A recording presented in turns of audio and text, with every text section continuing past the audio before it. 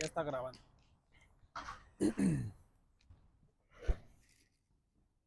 Fíjate vos que yo te mandé las preguntas, Sí, ¿no? dale, dale, dale. Vos preguntá lo que querrás. Vas a ser el segundo abogado que va a salir acá. Sí, porque estaba Juan Francisco, vamos. Ajá, si ese es tu colega, así pues ese es industria. Aquí están. Bueno, ya las tengo acá. Bueno, Pepe, muchas gracias por venir y bienvenido. Igualmente, muchas gracias por la invitación. Déjame revisar una cosa de si se ve bien la Si querés, posición repetimos el de saludo. la silla. Eso te iba a decir. Hacerte un poco más a tu izquierda, por favor, Pepe. Ahí Ahí. estás nítido. Es que fíjate que aquí lo hacemos siempre. Pongo la cámara ahí por la imagen que está ahí atrás. Yo Ah, ya. creo que ese es el quinto misterio gozoso. Ah, ya. Jesús perdido hallado en el templo. Ya.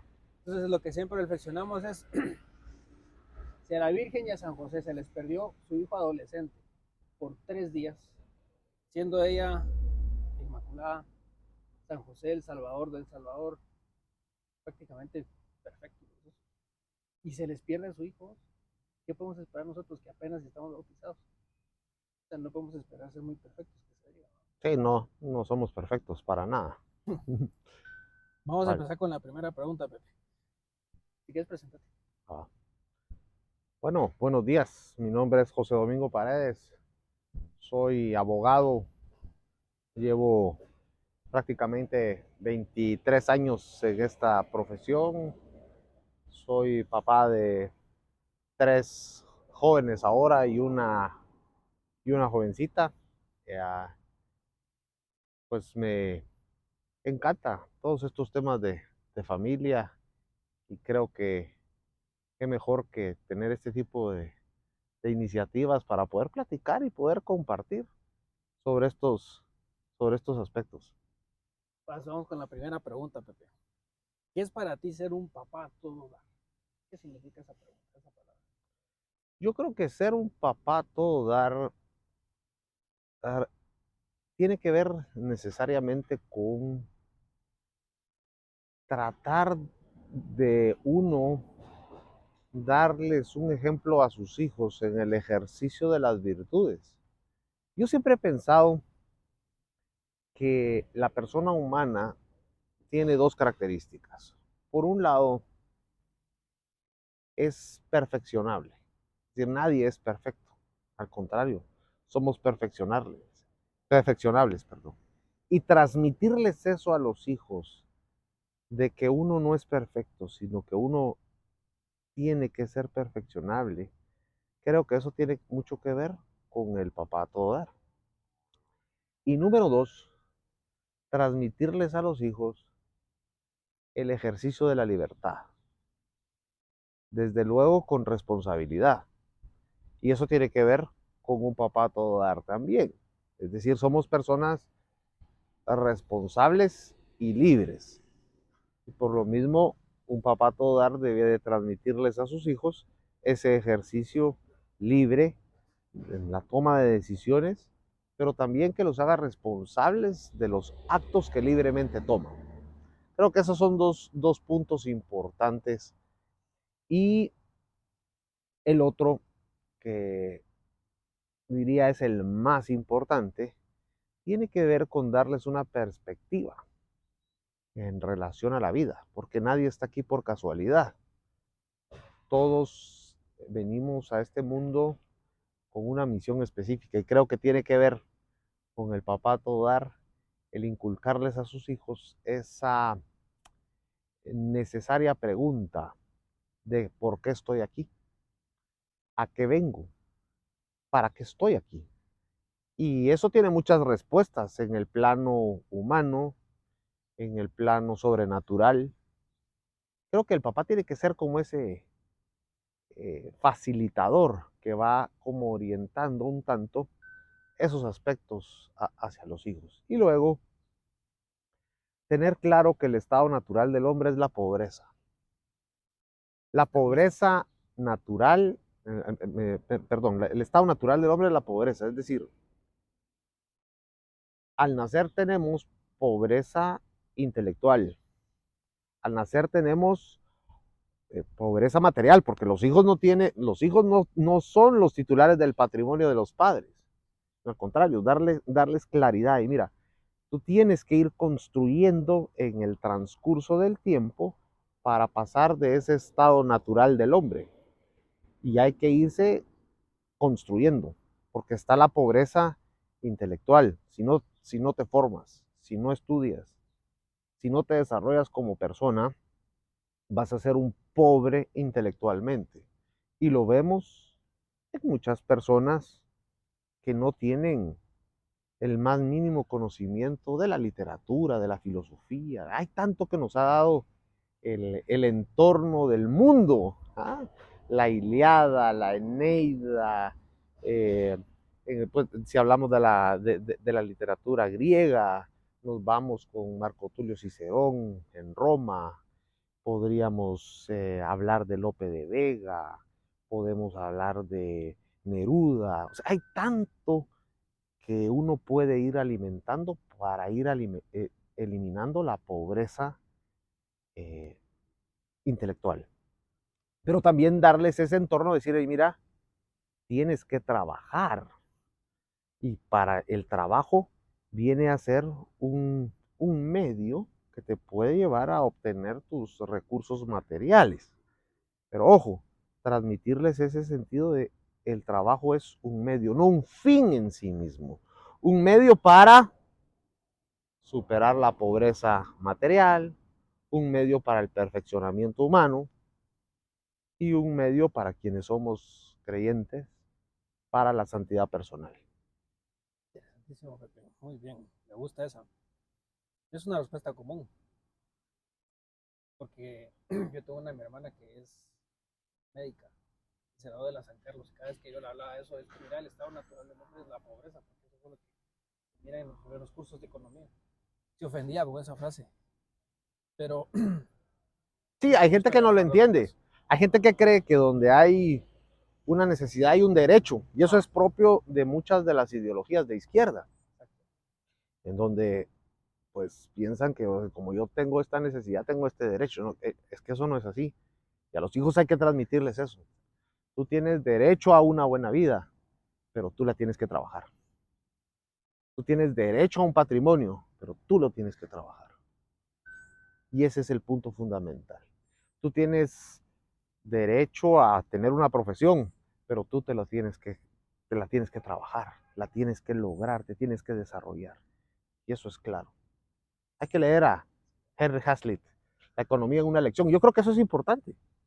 Mucho, mucho, mucho de lo que tenemos también en el entorno es que nuestros hijos muchas veces no tienen conocimientos de aspectos básicos de economía. ¿Y cómo vas a crecer en un mundo en donde la economía es la base de todo?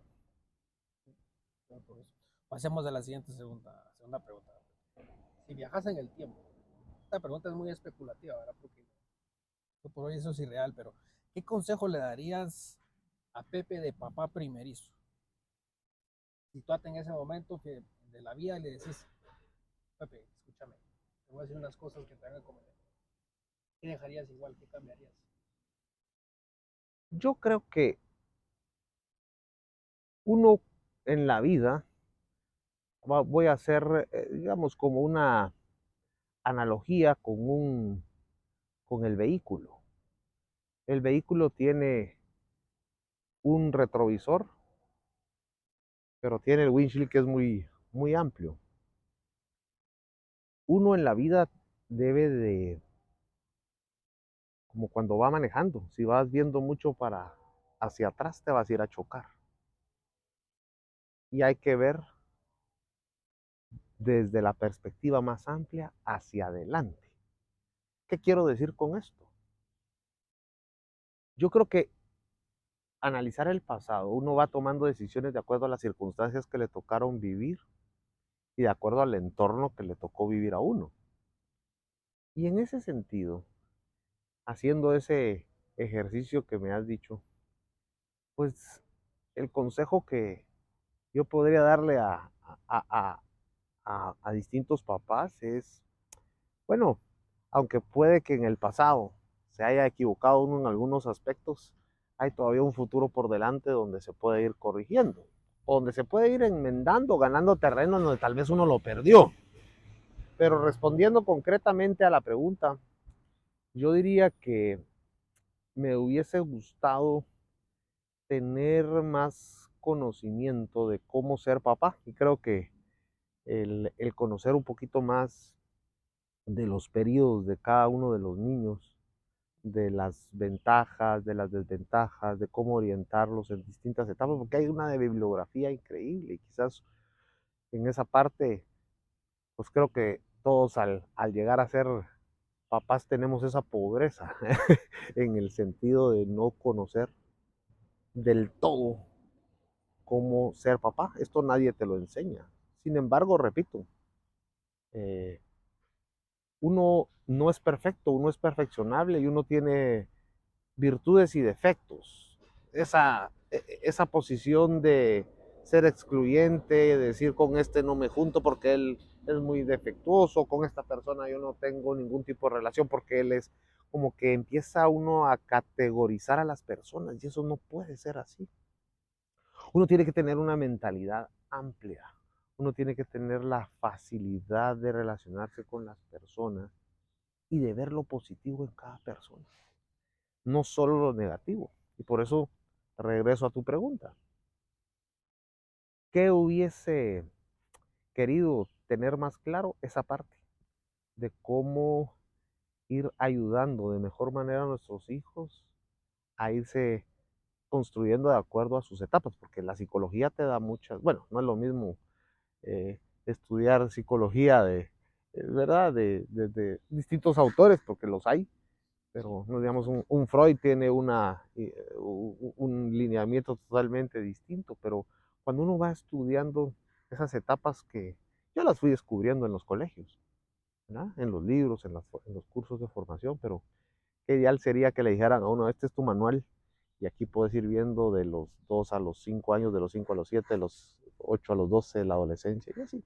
Pero bueno, tal vez cada quien actuó en función de las circunstancias que le tocaron vivir. Ujú. Sí, los cursos de ISEF, que no todos los toman más, siempre hay poca gente. Ahora otra pregunta, así medio, mera, esta es trágica y especulativa también, porque digamos que si hoy ya no estás, llega la tragedia que hoy ya no estás vivo. En ese momento, si te hacen la pregunta, ¿cuál es tu legado? ¿Cuál fue la herencia que le has dejado a tus hijos, a tu familia?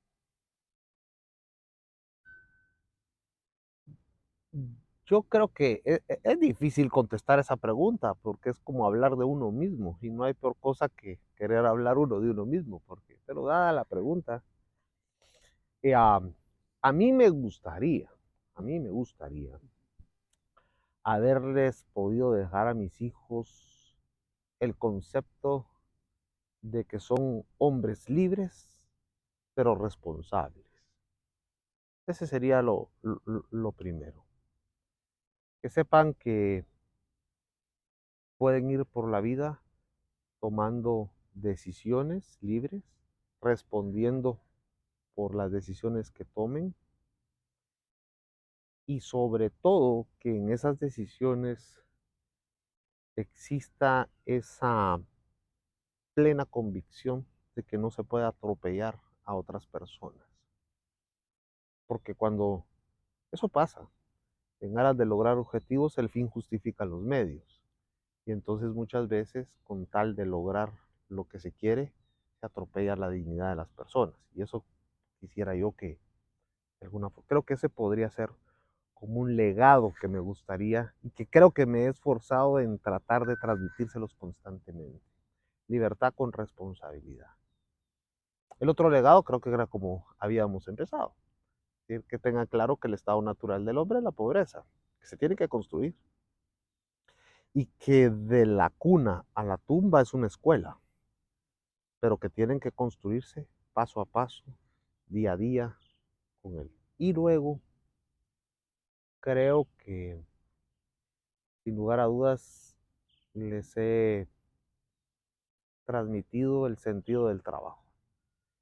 El trabajo como una enfermedad incurable, contagiosa y progresiva, pero con un sentido de trabajar bien, trabajar por incidir en el ámbito profesional que uno tiene y que pues vean el trabajo duro como una parte importante del desarrollo de la persona. Es que el trabajo te perfecciona como persona, no es un castigo. ¿M? Y el otro legado que quisiera poderles dejar es una visión de por qué están aquí. Creo que eso te lo da un plano sobrenatural. Yo creo en Dios, creo que Ya vas en la última pregunta, te la voy a dejar ir de una vez. ujú, ¿Qué sí. pensás de la vida de piedad? Yo pienso que la vida de piedad ayuda a construir al hombre, pero no hay que verlo como un cumplir y cumplir y cumplir, ¿verdad? Porque creo yo que es un gran error.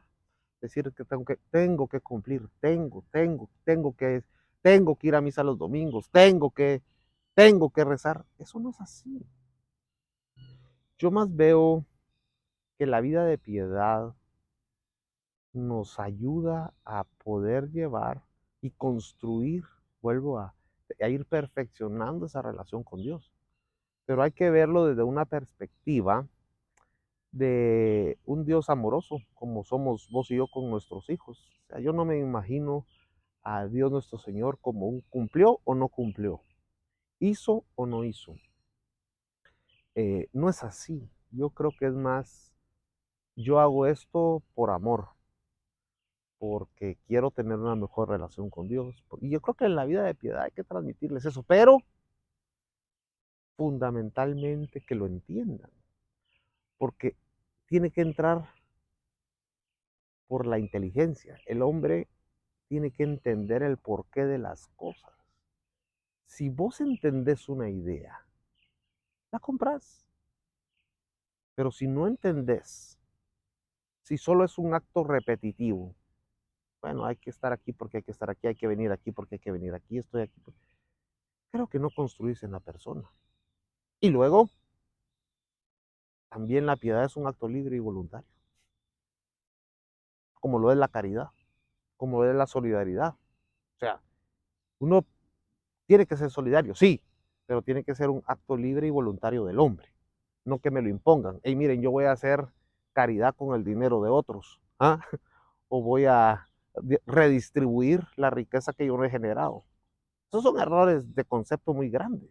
Entonces, en la medida que tenemos esos conceptos claros, creo que avanzamos mejor. Pepe, muchas gracias por las respuestas. Ahorita te voy a pasar ahí la grabación, pero muchas gracias por acompañarnos Ah, bueno, excelente. y A gracias por ustedes, venir, gracias, por tomarte el gracias. tiempo de venir aquí a Bueno, platicar. no, gracias, Diego. Adelante. Buena onda. Pues lo que te iba a decir al principio era que